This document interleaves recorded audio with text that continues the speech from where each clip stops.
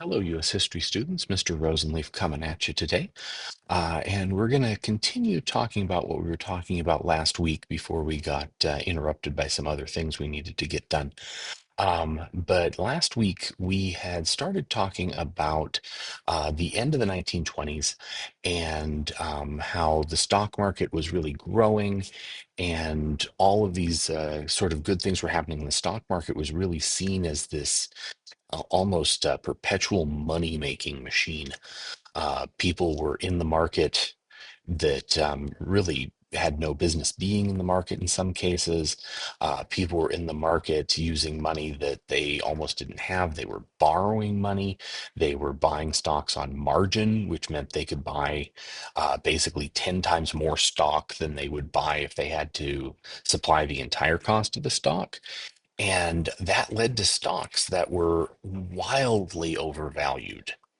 And so by the time we get to October of 1929, um, the party's over.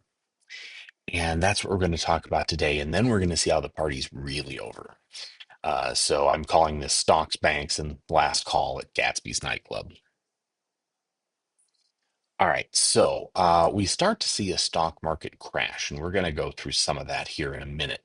Um, but just to kind of give you the lowdown of what happened here. Number one, stocks were wildly overvalued, wildly. Um, the worth of these companies was way less than their stock price.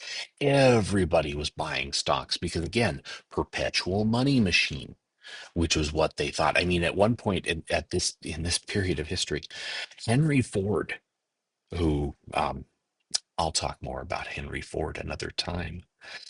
But Henry Ford actually was asked about this huge economic boom, and if he thought it would ever go down, and that somebody that said that, well, history has always said what goes up must come down, and Ford said, well, history is bunk, meaning history doesn't mean anything. Ha ha ha ha ha, Henry. Ha ha ha. Anyway, so yeah, the worth of these companies was way overvalued. And part of that was thanks to this buying on margin thing, that people were buying way more stocks than they otherwise would because they only had to put down like as little as 10%. And so that was happening, and the stocks are starting to slide. You also have regular consumers buying things on credit, buying things that they otherwise cannot afford, and because the credit at this point was pretty cheap. Well, that's going to change too. So as stocks start to slide, brokers are so what a margin buying is essentially is that you're borrowing the rest of the value of the stock from someone, probably your broker. And as those it's all well and good as the stock price is going up, up, up, because you're getting dividends. Those dividends are paying off the stock, blah, blah, blah. Well, as it starts to slide, those brokers are going, I don't have the money. And so they're starting to call the investors, and they're going, hey, we need that money right now. And the investors are going, I spent it all on buying stocks. So the investors couldn't pay for it. The brokers couldn't pay for it. So this stock value that everybody thought was there, uh, so all of this is very bad. So real quick, go ahead and Ms. Crawford, pause the video and talk about why would buying stock on the margin be a bad thing? Okay, very good. That's some great conversation there. So buying stock on the margin would be bad because the value really isn't there. And that's why it is now very much illegal. All right, so the first sign of trouble happens on Thursday, October 24th, 1929. This is known as Black Thursday. And almost immediately, things are looking bad. 11% drop in stock value at the opening bell.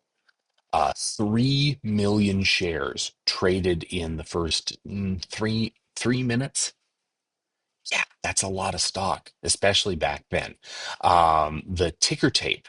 So back then, we obviously didn't have like CNBC and all of the, you see daytime TV with the stock ticker down at the bottom. We didn't have that.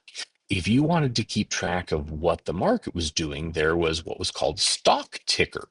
And so it was basically a dedicated telegraph line that would tell you what was going up, what was coming down, big list of stocks, and it would come through every so often. Well, the problem was there were so many trades happening so quickly that the ticker tape was hours behind. Hours behind. So there was tremendous confusion outside of Wall Street. If you were in the investment house yourself, in the stock exchange yourself, you had a decent sense of what was going on. If you were outside, you had no idea, and you were getting these updates later and later and later and later. So by the end of the day, a group of bankers are starting to pool their resources, and this was like what happened in the 1907 panic, which I don't think we super talked about. But basically, in that case, a group of investors led by actually JP Morgan are going to put a lot of wealth together and buy a bunch of stocks to kind of shore up the market. And that's what these guys do. And it works for a couple days. They get through Friday. And actually, even that day, there was some recovery. By Friday, things had recovered a bit, um, and then we get to Monday. Yeah, didn't even last over the weekend. The bell hits Monday, 13% loss.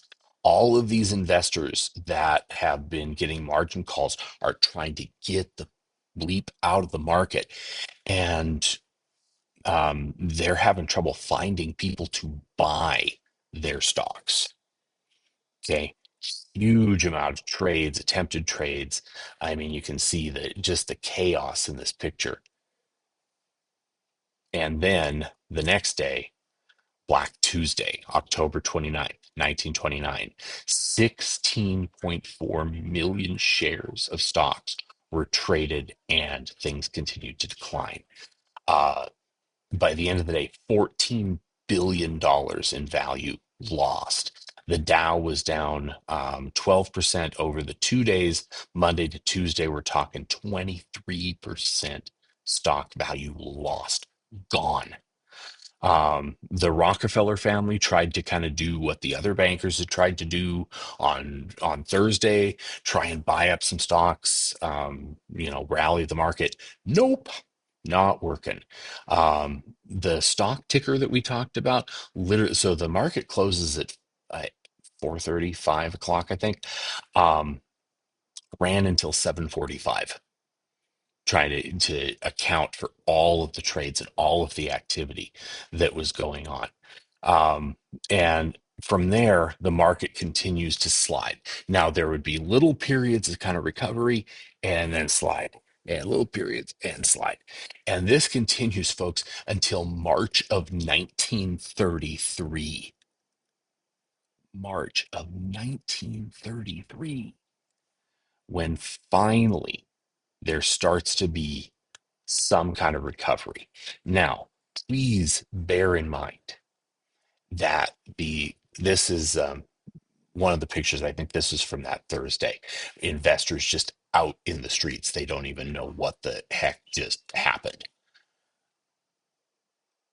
But the stock market, keep in mind, the stock market is not the overall economy.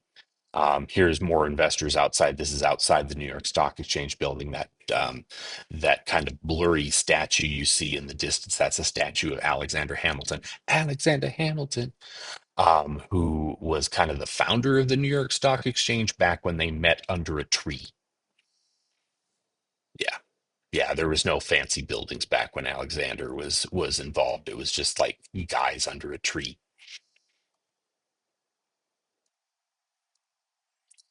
And here is the Brooklyn Daily Eagle. Wall Street in panic as stocks crash. And Milwaukee Leader, billions lost in new stock crash. All of this. So this were happening over a period of days. And again, continued to sort of crash, crash, crash, crash, crash into 1933. I mean, this was bad news bears. Oh, and in case you thought Hollywood didn't care, the Variety is the sort of entertainment publication. Certainly back then, and I think it's still printed today, or it's still around today. And Wall Street lays an egg. Investors literally selling their vehicles to try and recoup some kind of loss. I mean, that beautiful car for $100, this guy was selling it for. Now today, that's a steal. Back then, 100 was a lot of money. And there were reports, albeit mostly apocryphal, of people jumping to their deaths, like large numbers of investors. I think there were a couple of them. The people that jumped off of roofs to, you know. But you have to imagine a lot of these people, a lot of these investors, the people in and around Wall Street, these were guys that their most of their fortune was probably tied up in stocks. I mean, they were the ones trading them and they were making big bucks, and all of a sudden it's gone. And if you had a family, which I don't know that a lot of stockbrokers did, but you have to imagine you have to go home and tell your family it's gone. Everything's gone. I mean, just insane. By mid-November 1929, the Dow Jones Industrial Average, which is sort of the major stock market indicator, uh, the big group of sort of the most important stocks, it lost half of its value. Yeah, and between 1929 and 1932, another half gone. I mean, it's really crazy the amount of value that's lost. But again, bear in mind, this was primarily rich people. If you were poor, which a lot of America was poor at this time, you didn't own stocks. This didn't hit you at all, except that your boss. It probably hit your boss. Now, this at this point, the economy was sort of treading water. Okay, not rising anymore, but not the rest of the economy is okay. The stock market had fallen. And again, stock market was primarily rich people. It's not the overall economy. Now, it can be a bellwether, it can be an indicator of the overall economy, but it's not the economy. Um, so as we're looking at the effects of this, $3 billion in lost value just in the stock market, but only 4 million Americans own stock. The crash really impacted wealthy individuals who were invested in the market. But the economy is going to start to slow down. Those wealthy people aren't going to want to lay out a bunch of capital that they may have to expand their businesses because they're thinking, this might not be a good time to do that. So production's going to start to slow a little bit. People are going to kind of maybe start losing their jobs. All right. The other thing that's going to happen, but that's not going to happen until 1932, is that Congress is going to pass, and this is on your assignment, which is why I bring it up, the Glass-Steagall Act, which was meant to protect something like this from happening again because at this point, banks were sort of playing both sides. They were taking your money as a shareholder in the bank. You were putting your money there into savings or into checking. And they were taking and lending it out, which is what banks do, but they were also lending it out to play the stock market. They're supposed to lend it out for, let's say, starting a business, or more commonly, like buying a house, buying a car, something like that. Well, they're lending it out for people to play the stock market. That's called an investment bank. Well, Glass-Steagall's going to separate those two things. You have commercial banks and things like savings and loans. We think of them today as like credit unions, where they only do, like, people put their money in to save for college or buy a house or whatever.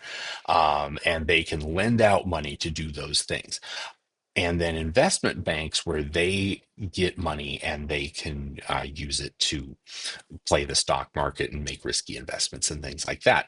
That's all going to be separate until the 1990s, when Congress, in its infinite wisdom, erases that line again, gets rid of Glass-Steagall.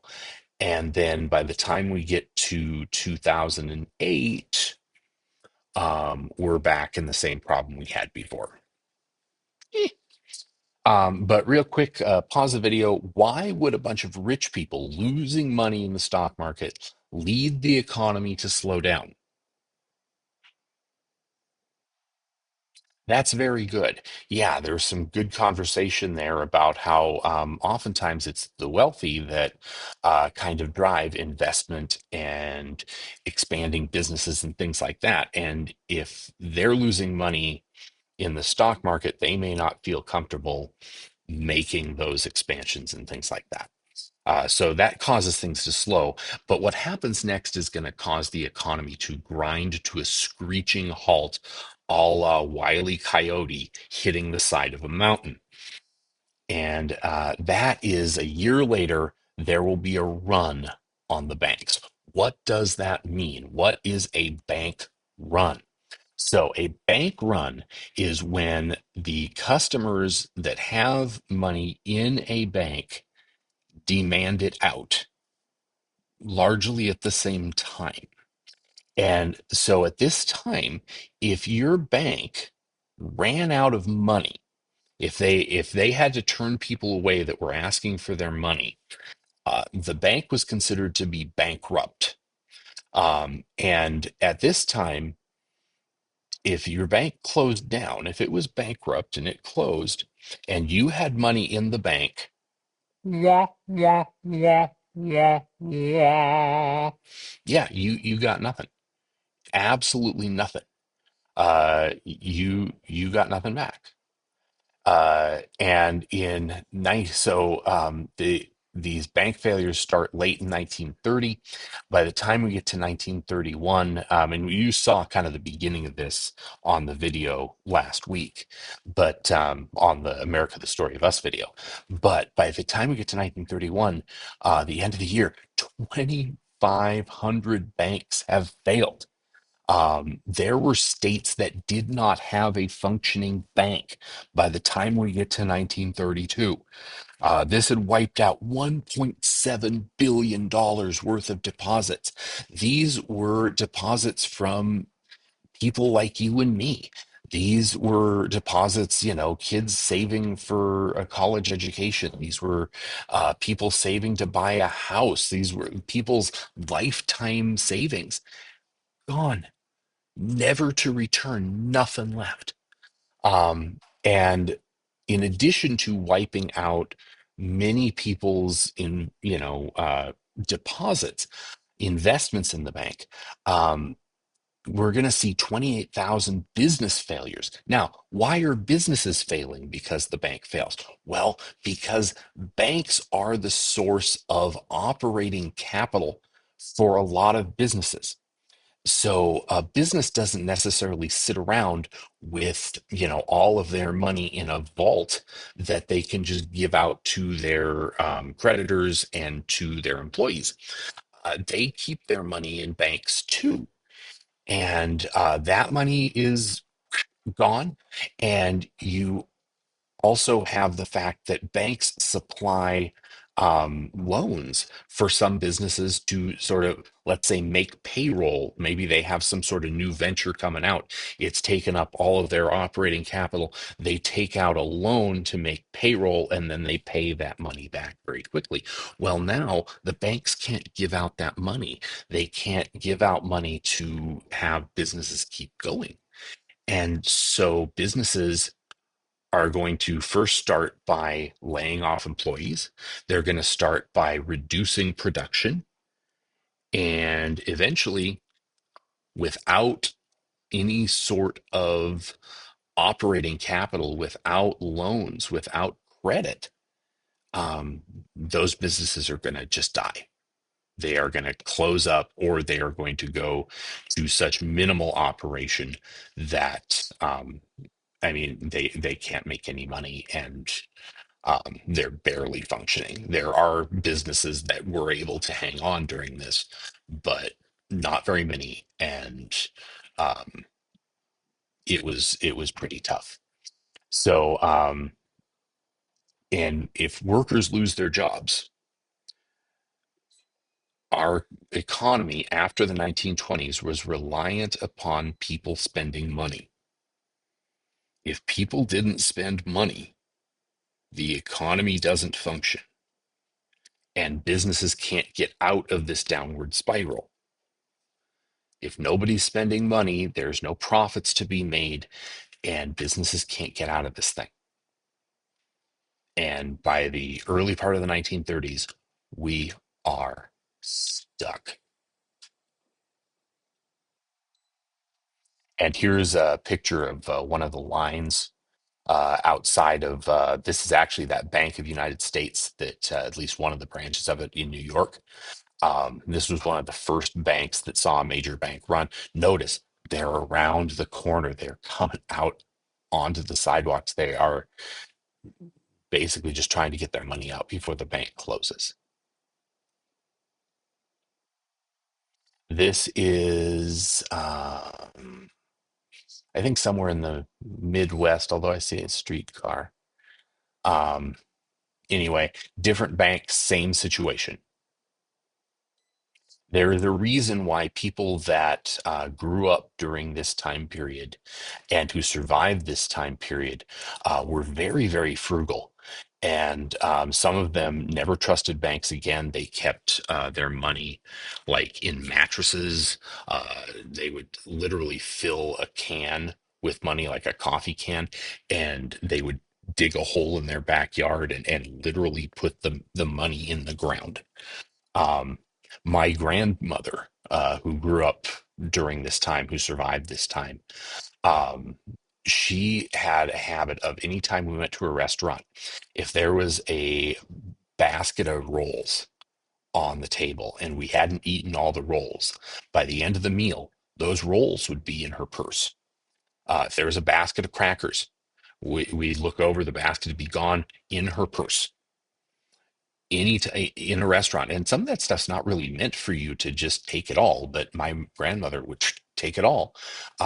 She would never leave a plate with food on it. She always ate every scrap, because at this point people aren't going to have enough to eat, and we're going to see that coming up here.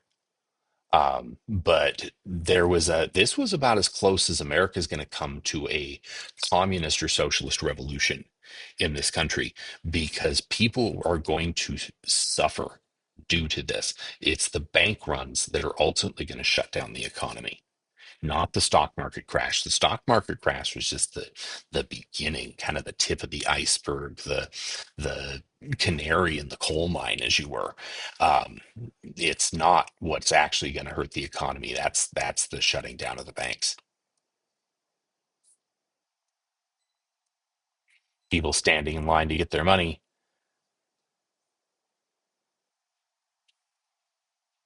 Another one, I think this is outside that same Bank of United States, but you can see just lines. Another bank, this I know is Midwest somewhere. So this is what should be on your reflection document for this video. So I want you to answer two questions. Number one, what caused the stock market crash in 1929? And number two, how did bank failures lead to the Great Depression? So how was it that it was the bank failures that shut down the economy? How did that happen? Okay.